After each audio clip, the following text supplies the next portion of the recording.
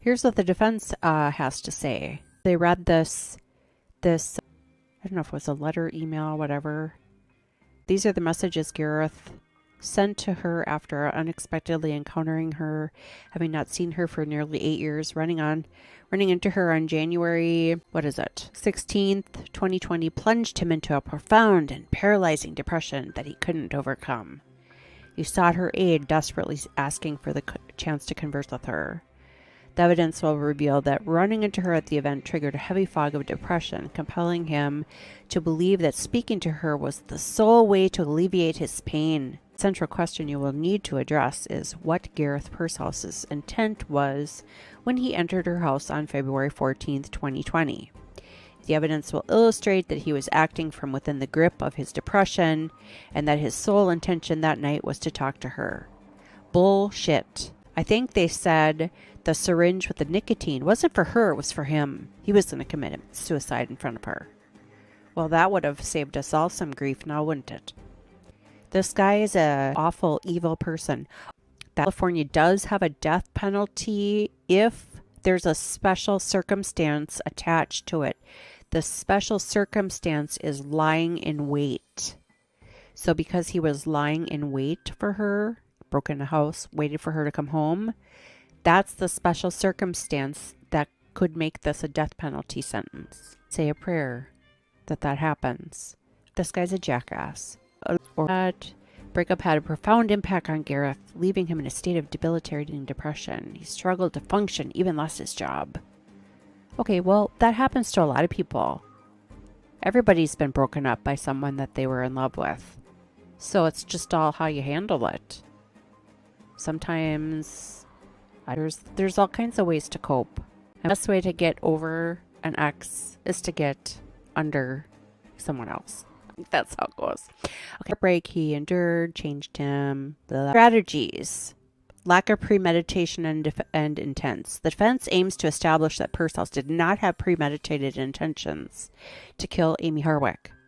They argue that his actions were driven by his overwhelming depression and the desperate need to communicate with her. They contend that his emotional state clouded his judgment and led him to enter her house, but he did not have the intention to take her life. Bullshit. Diminished capacity due to depression. The defense may present evidence to highlight the debilitating nature of Purcell's depression.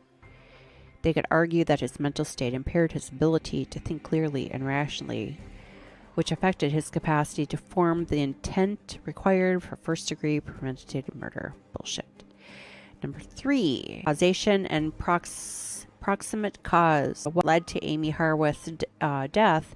His primary goal was not to kill her. They could assert that the cause of her death was not a direct result of his actions, but rather an unintended consequence of their interaction.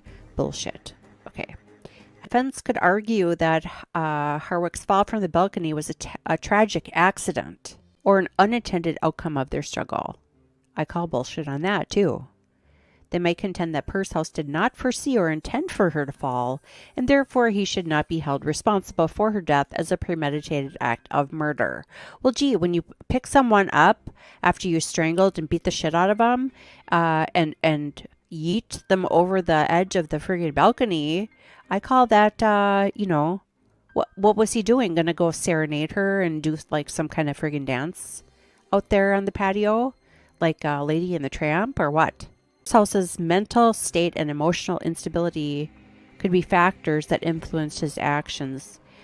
They could argue that his actions were impulsive and driven by a momentary lapse of judgment due to his mental health struggles.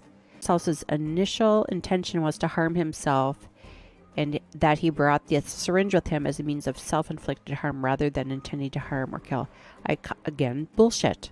Oh, they're going to call some character witnesses who knew Purcell and Harwick to testify about their relationship dynamics, Purcell's emotional state and his overall character, evidence to demonstrate that Purcell was not a violent or malicious person. Bullshit. May introduce expert testimony to challenge the prosecution's theory about the fall and the events leading to her death. They might present alternate scenarios or interpretations of the evidence to cast doubt on the prosecution's version. So once a strategy appears to resolve around establishing that while Purcell's actions were a factor in Harwick's death, he did not have the intention to premeditate and commit murder. They will likely aim to convince the jury that Purcell's mental state, emotional turmoil, and the circumstances surrounding their interactions should be taken into consideration when determining his culpability.